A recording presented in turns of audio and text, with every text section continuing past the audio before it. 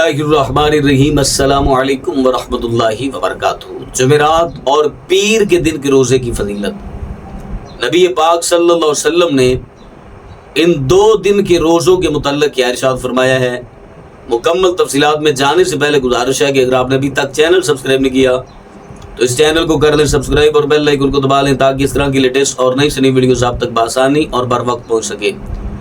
جمعرات اور پیر کے دن روزہ رکھنا یہ نبی پاک صلی اللہ علیہ وسلم کی سنت مبارکہ ہے۔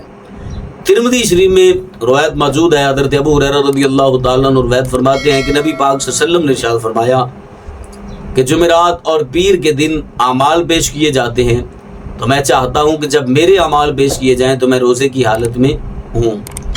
اور حضرت اما عائشہ صدیقہ رضی اللہ تعالیٰ عنہا فرماتی ہیں کہ جمعرات اور پیر کا روزہ نبی پاک صلی اللہ علیہ وسلم کا پسندیدہ روزہ تھا اور کریم آقا صلی اللہ علیہ وسلم اس روزے کو رکھنا پسند فرماتے تھے۔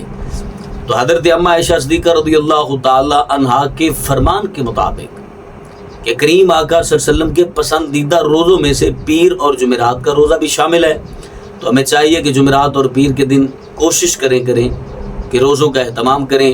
اللہ تعالیٰ مجھے اور آپ ہم سب کو روزہ رکھنے کی توفیق عطا فرمائے۔